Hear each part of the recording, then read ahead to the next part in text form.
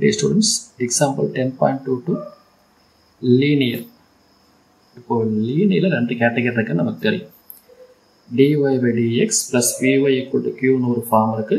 இன்னொரு form dx by dy plus px is equal to q இருக்கு. அது அந்த ஃபார்ம் வரும்போது பார்த்துக்கலாம். இப்போ இந்த क्वेश्चन பாருங்களேன். dy by dx plus 2y equal to e power minus x is of the form dy by dx plus py equal to q. நமக்கு as per the result என்ன இருக்கணும்? இந்த p யும் q யும் function of x ஆ இருக்கணும். கரெக்டா இருக்கா? இங்க பாருங்க. p is 2. 2 is a constant. இந்த 2 அப்படிங்கறத நீங்க x power 0 ன்னு எழுதலாம். y power 0 ன்னு எழுதலாம்.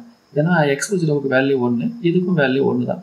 சோ நீ என்ன சொல்ல வரேன்னா ஒரு கான்ஸ்டன்ட்டை x வேரியபிளாவே எடுத்துக்கலாம், நீங்க y ஆ எடுத்துக்கலாம். அதெல்லாம் நோ ப்ராப்ளம். அப்போ p is a function of x, q is also a function of x. அப்போ as per the result கரெக்ட்டா செட் ஆகுது. அப்போ p equal to 2, q equal to e power minus 6. கண்டுபிடிச்சிட்டோமா? p equal to 2, q equal to e power minus 6.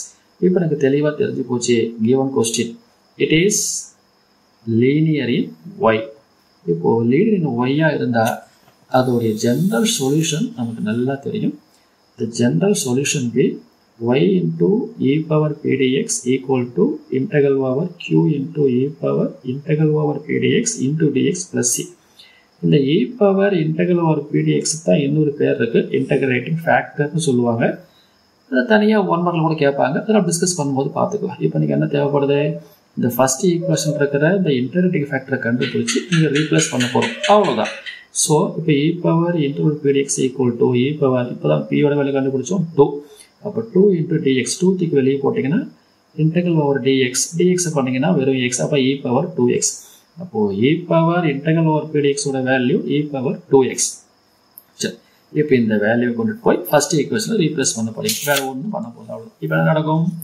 First ஈக்குவேஷன்ல y into integrating factor போட்டுட்டேன் equal to q ஓட value முதல்ல சொன்னது மாதிரி e power minus x into இது integrating factor ஓட value into dx plus c. சரி வச்சுங்களா? இப்போ இதுவும் e power minus x, இதுவும் e power 2x. எனக்கு ஒண்ணும் பண்ணல. இந்த e power p dx வேல்யூவையும் இந்த q வேல்யூ கொண்டு போய் இங்க அப்ளை பண்றீங்க. வேற ஒண்ணும் பண்ணல. q ஓட வேல்யூக்கு இந்த வேல்யூவும் இந்த e power p dx க்கு இந்த வேல்யூ போட்டுருக்கேன். வேற ஒண்ணும் பண்ணல. அவ்வளவுதான். இப்போ பாத்தீங்கன்னா பேஸ் காமன் e அப்ப பவர் என்ன பண்ணிக்கலாம்? ஆட் பண்ணிக்கலாம். அப்ப e power minus x plus 2x. இப்போ ரெண்டு சிம்பிளை பண்ணீங்கன்னா 2x minus x னா e power x into dx plus c.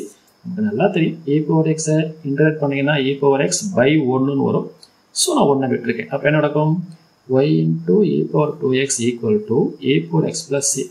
ரொம்ப குட்டியா அழகா ஒரு லீனியர் क्वेश्चन.